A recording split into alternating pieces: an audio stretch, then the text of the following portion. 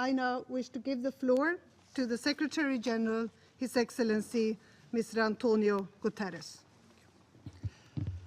Madam President, may I first of all thank you very much and thank the Swedish Presidency for convening this meeting and allowing me to have my first formal presence in the Security Council discussing what I believe must be the priority of everything we do together: preventing conflicts and sustaining peace. And I believe that the massive attendance that we are registering in this meeting proves that indeed this message is something that we all fully recognize. Thank you very much again.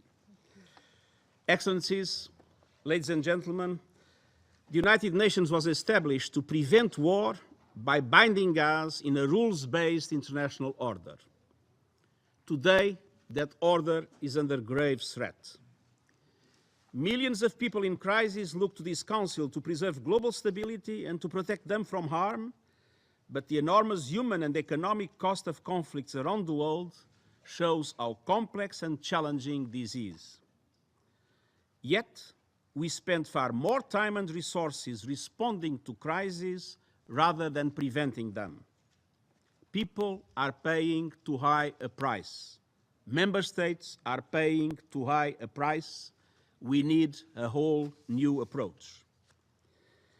It has proved very difficult to persuade decision makers at national and international level that prevention must be their priority, perhaps because successful prevention does not attract attention. The television cameras are not there when a crisis is avoided. But most of today's conflicts are still essentially internal, even if they quickly take on regional and transnational overtones. And they are fueled by competition for power and resources, inequality, marginalization and exclusion, poor governance, weak institutions, sectarian divides. And they are exacerbated by climate change, population growth, and the globalization of crime and terrorism. With so many factors at work, it takes very little to trigger a crisis that can engulf a country or a region with global consequences. But while the causes of crises are deeply interlinked, the UN's response remains fragmented. The interconnected nature of today's crisis requires us to connect our own efforts for peace and security, sustainable development and human rights, not just in words, but in practice. The 2030 Agenda for Sustainable Development and the General Assembly and Security Council resolutions on sustaining peace demonstrate strong intergovernmental support for an integrated approach. The challenge now is to make corresponding changes to our culture, strategy, structures, and operations. Madam President, we must rebalance our approach to peace and security. For decades, this has been dominated by responding to conflict. For the future, we need to do far more to prevent war and sustain peace. And the reforms I am setting in motion aim to achieve this. I have started with the decision-making processes in the Secretariat. The newly established Executive Committee will increase our capacity to integrate all pillars of the United Nations under a common vision for action. And I have appointed a senior advisor on policy whose main task will be to map the prevention capacities of the UN system and to bring them together into an integrated platform for early detection and action. This work will enable us to link the reform of our peace and security architecture with the reform of the UN development system, while respecting the specific areas of competence of the Security Council and the General Assembly. But we need the support of both bodies for our efforts to build and sustain peace across the continuum, from prevention, conflict resolution and peacekeeping, to peace building and long-term development. Madam President, the primary work of conflict prevention lies with member states. Et l'ensemble du système.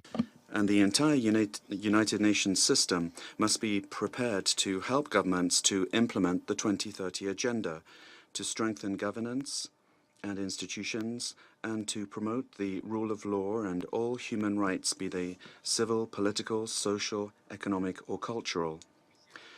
The Rights Up Front initiative above all, which aims to address problems of peace and security and human rights and sustainable development, will make it possible to continue to strengthen the capacity of the United Nations in this area.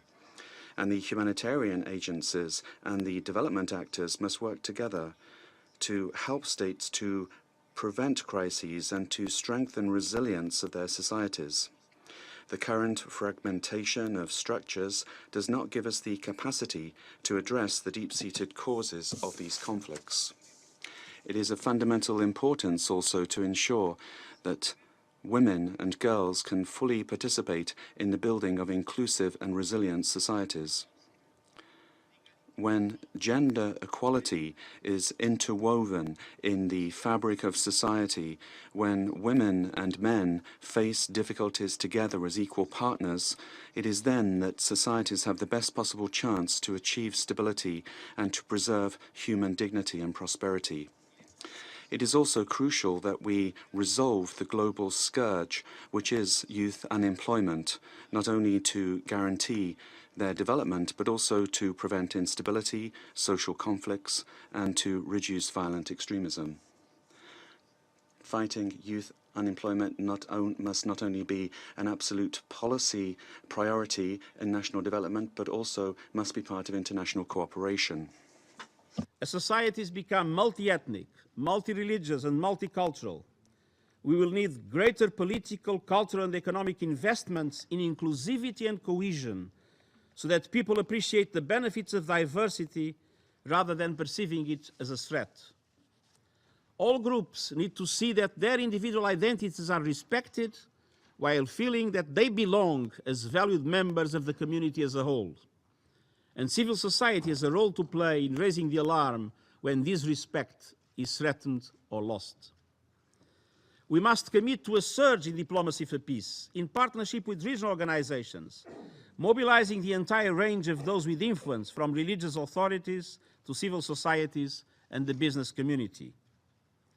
We will launch an initiative to enhance our mediation capacity, both at United Nations headquarters and in the field, and to support regional and national mediation efforts.